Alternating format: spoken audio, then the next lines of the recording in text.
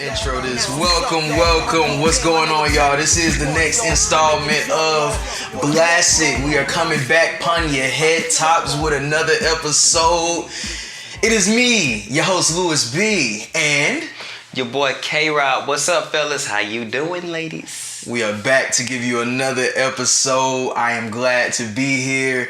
This week's movie, a Blassic like none other. Brown Sugar. Oh my God, yes. This is Sugar. There's just certain movies out here that you can't wait to get to. Mm-hmm. And this is definitely one of the ones that I could not wait to get to. I love this movie so much, Kev. Me too, man. I know you. I can see.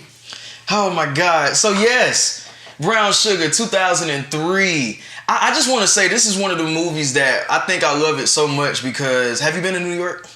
Nah, no? I haven't been in New York.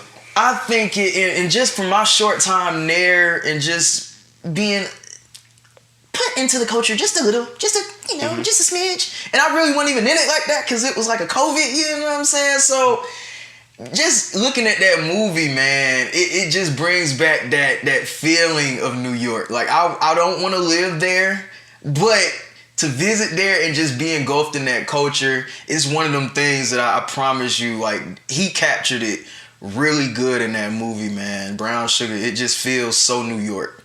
It just feels New York, effortlessly New York. In the cast, we got Taye Diggs, we got Sanaa, Lathan, we got Mos Def, we got Nicole Irie Parker, we got Boris Kojo. I thought that was cool that they did that.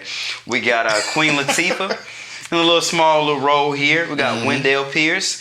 And that's pretty big, man. That's pretty big right there. That's the main cast. I like the cast, man. It's a really good cast. I think it was funny. I was watching it last night and my mom, she saw Taye Diggs and she was like, I felt like he was somebody that's underrated. I said, Mom, he's on like a very hot TV show right now and he hasn't fallen off really.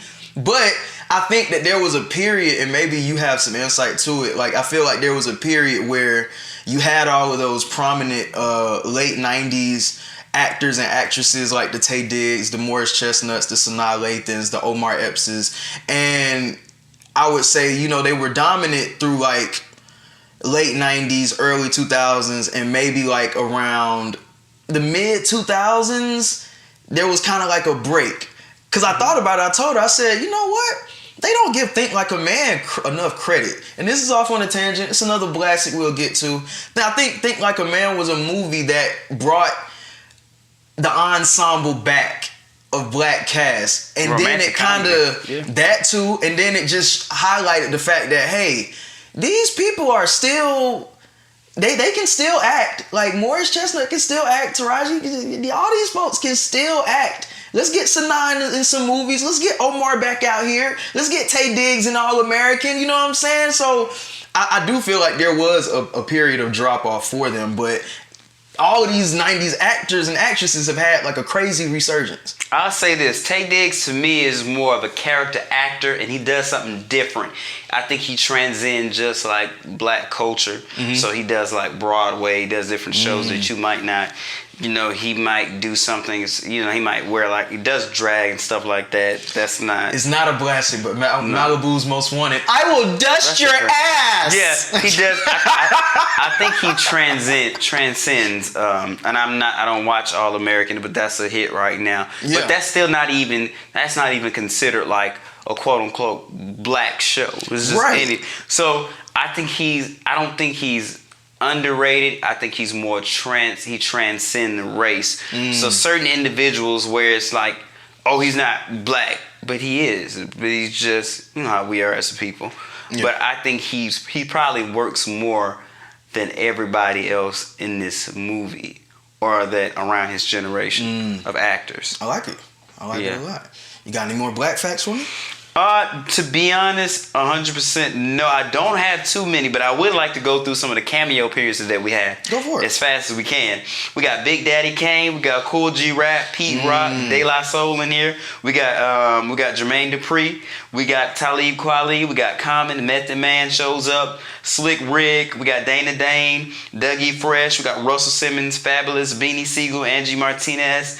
We got Kimora Lee. We got a whole bunch of people that shows up in the beginning, and I think that kind of pretty much the real pioneers of hip hop, so to speak. You know what I'm saying? Huge real.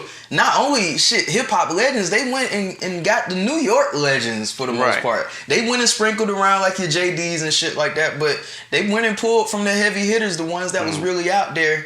We'll definitely get into more of that in the scene by scene breakdown, but I'm thinking about it too. Got some more. Shit. So my director, one of my favorite guys. Right, yeah. Shit, my dude Rick. What is his last name? Because I'm gonna fuck it up. I pronounce it Rick Famuyiwa. I think I'm pronouncing it right. You know, he's a director of Dope, The Wood, just Blassic classic. That I can't wait. Classic movies. It's also produced by Magic Johnson.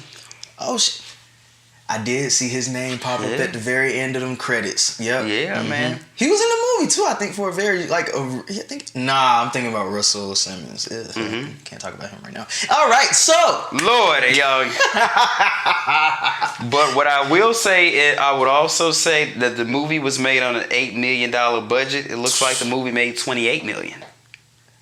Which is Blassic. I don't even have to ask about the figures right there. Yeah, I think it made $20 million profit. Good, which is good, but then also the budget it being $8 million bothers me because it's like for all of that talent I'm thinking about. Right. It's like you only spent $8, and you probably spent more just being in that city. But at the same time, how much of that do you attribute to something that goes unsaid now probably in the industry? People that just really see like a good movie and say, you know what, fuck what I could get paid from this. I see the impact that could come from this, and that's fine, the back end that's gonna come from a movie that we really know is gonna bust. I hate to say I doubt they was thinking back in, or they got back in. And that's fine. I get what you're saying, but at this point, they better be getting HBO Max money. Goddamn! By this point, they're not looking for exposure. They already had the best man. They had all this shit in front of that. Come on, give these people their money at this point. Yeah, $8 million. But Sanaa, Taye Diggs, Boris Kojo, Nicole, Queen Latifah, who's an artist, $8 million. That's y'all niggas is getting 20,000. These people are at least worth. Just low end, I'm not even sure scale, at least $4 million a piece. At least 3-4 a piece to pull up on set. Right. At this point, they're not getting that. I'm pretty sure they all getting that now, but yeah. When did you fall in love with hip hop? I think that is the biggest question of the entire movie. It is. I think it's interesting how the movie is structured. It's structured kind of like she's telling a story. Who is she? She is Sid. Sid is played by Sanaa Lathan. She is an author. She is also an editor over at XXL magazine. And I think it is so cool. Like, she just opens the movie just asking, when did you fall in love with hip hop? And hip hop being a metaphor for Dre, who is played by Taye Diggs. It's so interesting to just see how, like, I love movies that do like parallels. One of the reasons why I love Love and Basketball, say what y'all want about it, it's one of the reasons why I love it's another movie by the same director called Beyond the Lights that she recently put out not too long ago, that parallel music and love. Like, I just love movies that can do that well. So the metaphor with falling in love with hip hop, and as Kevin said with the cameos earlier, she started, basically she's working on a book and she's asking all of these legends, when did you fall in love with hip hop? As I don't even know if she's realizing that she is making this story about him. I'm not sure about that. I don't know. I know it's structured that way. It's supposed to be like that. It could have been her book to him, but she's supposed to be making a book to hip hop. Right. You know what I like too? The beginning of it. Like you mentioned parallels. I think I could be wrong. I think the way the beginning is set up, you're essentially seeing the beginning of hip hop. Like you literally see these guys break dancing and ciphering and shit. You see Slick Rick old as hell in his 30s. Dougie Fresh, all them old ass niggas they supposed to look like 20. It's the beginning. Yeah, but I love that. Like, you have the fictional, but then you have like mixed with the true story, and that's very, I love that. Yeah, so I guess her book is supposed to be titled "I Used to Love Him" or something like that. It's supposed to be modeled after "I Used to Love Her" by Common. So I think that's also important to note in there. And it's good to note that the first time she fell in love with hip hop was the first day she met Dre. Mm-hmm. So it's a good metaphor. I wish she could have put the book out. I wish the book was actually real so I could have had it. Moving on with the story. Right. It's a beautiful story about just falling in love with hip hop and just using that metaphor, man. Like I said earlier, the movie just catches the essence of New York City. And it's so cool. Like, you just see like them walking out of the brownstones, going up to the ciphers and shit like that, and them going on to their adulthood. And you seeing that now, like I said, them in their respective careers doing dope shit. It's good to see black people just doing well too. Like they weren't struggling by any means. That's the same thing we were saying with Love Jones. I kind of put them on the same realm. The artistic individuals, they're not struggling. Everybody could be doing better. Because they're not struggling. They're not broke. They might not be doing what they want to do, but they're not struggling either. So I think it's pretty dope. Right. So I was telling y'all, Sid is an editor over at XXL Magazine. Famous magazine. Y'all know what the shit Real is. life shit. Yeah. Dre is over at some fake make-believe shit. He's an A&R executive over at Millennium Records. Right. Millennium Records is interesting, man. You know, you have your certain hip-hop labels that believe in certain styles of music, and then you have certain labels that believe in doing the commercial shit. Millennium is a commercial record label. Right. He's working for him, though. You gotta get your bread. Gotta do what you gotta do. He says that straight up. I like that. He said, man, fuck up. The character played by Wendell Pierce, he says, fuck it. I'm here to make money. You can do that shit somewhere else, but we making money, and we're gonna sign these two white boys dressed like Dalmatians. Right. Was it two white? No, it was one white, one black. We gonna sign these niggas because they gonna make money. Right.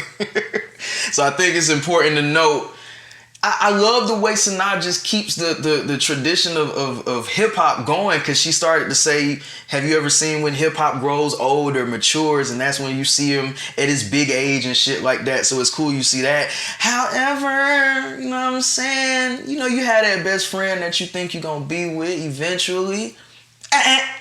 The niggas don't ever be knowing when y'all be feeling like that. So you know what I done did? I done went and got me a little Reese cup. I'm about to get engaged. Sorry. And you know, and this goes again. If y'all know me, people out there, y'all know me. I'm not real big on platonic friends. I'm not saying you can't. But watching this movie, I was like, see, this is the reason why. It's a lot of shit that was with you. There's no way, Sanaa, you're not Sid, whatever you want to go by in this instance. You're not my best friend calling me baby. Shit, it's not happening. And there's no girlfriend that you're gonna have that's gonna be okay with your best friend. Hey, baby. Right. No. This movie really moved a lot. Like, I don't give a fuck how much you like, and I love the movie. I don't care how much you felt for me. I'm not getting married and then going to say all of a sudden no. Like, had this played out in real life, she would. I don't want to go past, but yeah. Shit, Jesus. But yeah, let's just get back. So moving on with the story, man. Dre and Sid, they find themselves in a little predicament, because, you know, at the end of the day, they got feelings for each other. So I think one day he pulls up over to the crib and he's having cold feet. I don't know if I want to do this, Sid. And she's like, what the fuck are you talking about? Have you ever had feelings for, you know what I'm saying? Mm-hmm. So they end up kissing and some shit like that. Was it cold feet from the marriage, or was it he was talking about quitting the job? He quit the job, you remember? He quit the job. He had already got married. Oh. He quit the job, remember? He was quitting the job at Millennium because he was tired of, you know, he was feeling like he was settling out. Damn, that nigga's marriage the marriage that he was just about to embark on didn't matter. That moved quick. No. It just did not matter. But see, and that's another thing I noticed when I was watching the movie. I was like, okay, now I see like the struggle to this brother, because he struggled, because he was a producer. Mm-hmm. He was loving the music. He just got married then, but he didn't want to work at the place anymore because they was just bullshitting. So, you know, he came to his wife and was like, you know, I don't want to do this anymore, I quit. And then she was like, well, I'm your wife, you got to tell me this type of shit. And I was like, damn, that does go with being married. But that's pretty much what happened. I don't think it was cold feet. I think it was he quit. Yeah, he had enough. At this point, I didn't watch these. Listen, I'm in the studio. I'm thinking we about to make a hit. Y'all asked me to sign these niggas. They supposed to be the top tier heavy hitters. They come in and they want to do a remake of the infamous "The Girl Is Mine." They call it "The Hoe Is Mine." You gotta get that bitch. I gotta have that plan. Yeah, you gotta have it. That's top tier right those there. Those characters were so over the top Ren compared and to 10 hip hop Dalmatians. Like, this is wild how over the top this is. This is actually, if anything, it took me out of the movie. It was those two characters, but I guess that was the way it was supposed to be. I guess it had to be something over dramatic, overly over the top for him to step away and say, all right, this fuck shit. I gotta go. So he's out of there, man. I want to make real hip hop. Y'all niggas trying to make this bubblegum pop shit. Okay, cool. I'm out. So at this point, and I'm starting to notice I'm watching a lot of movies now about niggas quitting their be quiet. But anyway, all right. So we're gonna make it to the other side. Yeah. So this nigga is like, fuck it, man. I'm gonna start my own label. But he decides to confide in his best friend first and not his girl. What does best friend do? Best friend got best friend back. Best friend say, I got you.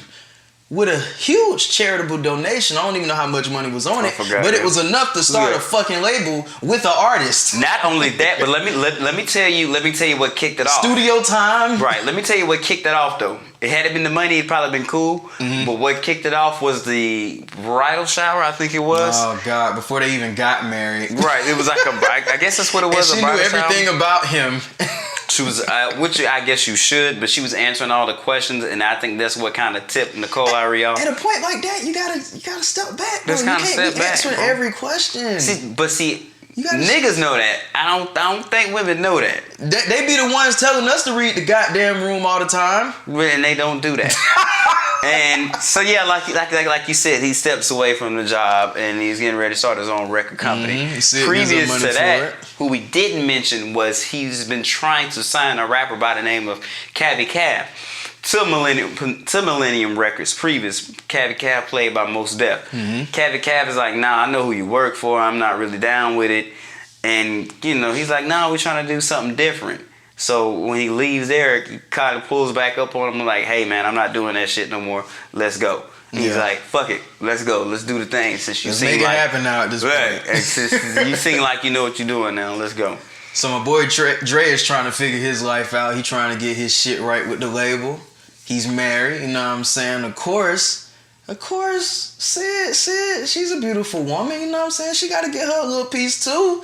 Insert, what is his name? Kelby? Yeah, that's his name. But I know Boris Kojo. Yeah, I'm saying Boris Kojo. When you look that good, your name is Boris Kojo.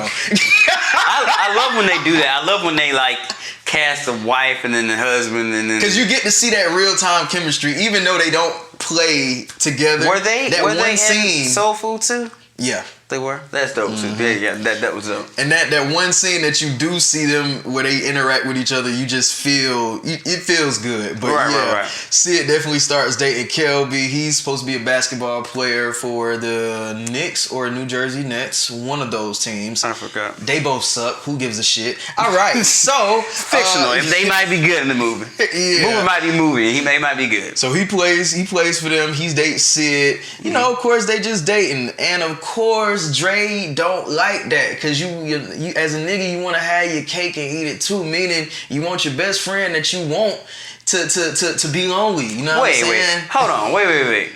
You think he wanted her more than she wanted him? I think they both wanted each other, but they just I didn't see him want her to the very end. I think they do what a lot of best friends that have that it factor do, in that y'all know y'all could be together, but y'all just don't. I saw her wanting him from the very beginning. I didn't see him wanting her to the middle, to the shit hit the fan. Oh. That's just me personally. I don't think they was equally yoked. But see, they talked about their college stories back in the day of how they tried to date and shit like that. So he tried, but so he did try, and then he got turned down. And then all of a sudden I moved. See, this is what I don't like. This is what I don't like about he said, women. This is why the movies. No. This is what I don't like about women. I tried you. You turned me down. I move on with my life. Now all of a sudden you want to go back and try the shit again. This shit's all cute at the end, but I'm saying this shit doesn't. You got other people affected around you now. Fuck that. Fuck that. No, I'm not with that shit, bro. I love this movie, but in real life, I'm not with that shit, bro. This shit funny as hell. By no means, bro. And so of course Reese is jealous at this point. She not fucking with Sid because you just know too much about my nigga. He confides in you in the way that he confide in me. He tell you all the tea before he even talk to me. He don't even be wanting to talk to me. He be scared to talk to me, and he come running to talk to your ass. And she tried to welcome Shorty with open arms. The first scene, they just talking and shit. Again, this goes back to platonic friends for me. I'm looking at her end. And there's nothing wrong with this chick. There's nothing wrong with Nicole Ivory Parker. She's probably the perfect wife. She has a job. I think she works in the music industry too. Yeah. There's nothing wrong with it. Now, had she been like a nagging bitch or something like that, I'd been like, I don't know.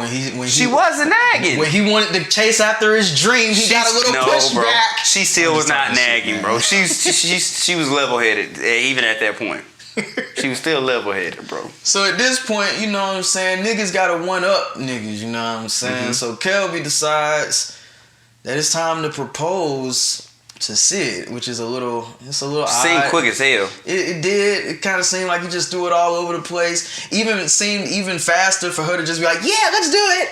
I'm just like, okay. So I love the scene the drunk scene. It was funny just watching everybody, and it wasn't until I got older that I realized, oh, all of these people were acting like they were really drunk in this scene. Like, it just makes more sense then. It's perfect to see like the chemistry and just see how like, nah, nigga, like, you want me to be with you, but you don't want me. You know what I'm saying? Right. You know what else I like? They had dope chemistry in the movie. The champagne flutes. No, but I'm saying I thought Mos Def and Queen Latifah was pretty cool. They didn't share a lot. Flutes.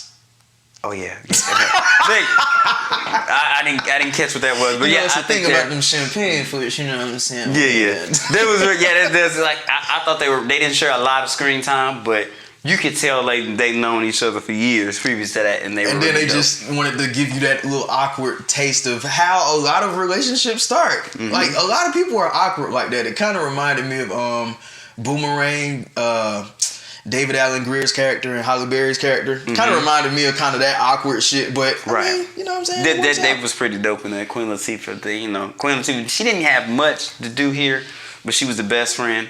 Then she was pretty cool. Queen Latifah was great. Listen, man, Reese gets caught in a pickle. My nigga gets a call late in the midnight hour. Hey, yo, your girl, I see her at a spot. This nigga called up Sid. Hey, we gotta go and see about this infamous scene. Again. Just the right amount of petty, ain't it? The right amount of petty when you kiss the chick right before your fucking wedding. But and you mad because she cheating, nigga. Hey, listen. It's a movie. But then I just thought about it. Like, I didn't think about it till you just said it. Dog, you just kissed your best friend like 2 days ago. It's a meeting. I was like, you really. It's a movie. You really. I'm like, you really tripping right now. Listen, man. Like, you really probably should just let that shit slide, to be honest. So you get the infamous scene of we're celebrating my divorce. She's like, top tier line, so good. Man. I love that. She's like, yeah, but that's my wife. I was like, that's so perfect. Like, I love that. That was great. Top tier line. So it's kind of interesting as they fall off.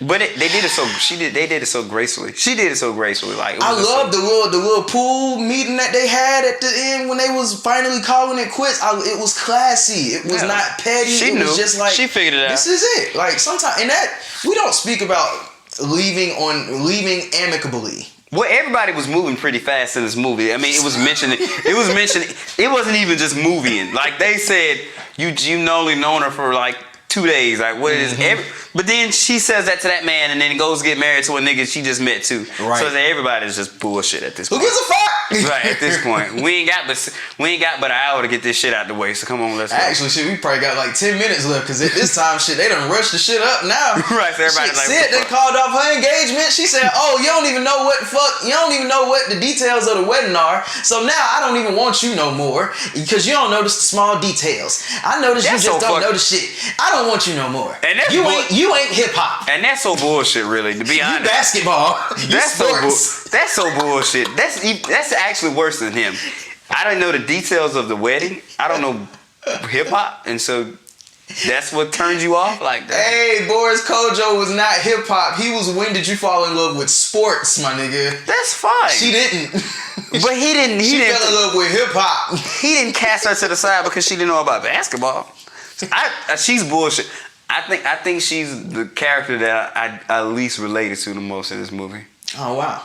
I mean, because of that. I mean, because of what you just said. Like, related to what you said, you decided you want to make a move on this nigga. He's married now. She was just such, like, I don't know. She wasn't a bad guy in the movie. She just was like, I couldn't relate. She was a woman. Yeah. Like, I could not relate. Like, I was like, okay. So I think now to damn conclude this shit, I think it's so beautiful to see how like everything comes to fruition. Like fucking Dre he's been at the label weekly trying to get Cavi's single played so that Brown Sugar Records can take off. Like this is the pivotal move. And on the other side, Sid has been working on this book effortlessly, tirelessly. And now it's good to conclude and see that literally her book is out, and now she's doing an interview with Angie Martinez to promote the book. Right. And shit, Dre just got word that, hey, y'all single is gonna premiere today as well. It's beautiful that Sid is on the radio and she's talking about the book and basically, you know, talking about how it came to be. Dre got to do some Dre shit, you know what I'm saying? How easy your sister do it a lot. How easy is it to call into the radio and them pick up? I've never called to the radio and the motherfucker pick up. Like I don't know how between her and my aunt they always win shit. Always call to the radio. They do. This is great. This is again. It's great. But he called. Yeah. And he got an instant pickup. They picked up the phone, got straight to Angie's voice. Damn, they ain't even go through the operator, none of that shit. Straight through the presses. I've never worked at a radio station before, but I don't think that's how it works. To talk to Angie I don't think Martinez. that's how it works. No. Shout out Angie Martinez as well, but man, she's talking about this book. He calls up. He says, "Nah, when did you fall in love with hip hop?" She says, "It was back in the." He said, "Nah, nigga. When did you fall in love with me?" She said, "Trey, I've loved you." I said, "All right, yep, here you go." Nah, I call so much bullshit, bro. Here you go. And then I love how at the same time, simultaneously, he was walking up to he was walking into the studio to talk to her face to face, where he was like, "You know what I'm saying, man? I've loved you from the first day I saw you too. When we first fell in love with hip hop, it's when we fell in love with each other." Man, I absolutely love that movie, but just watching it, it's a beautiful little their conclusion. struggle is two different struggles, man.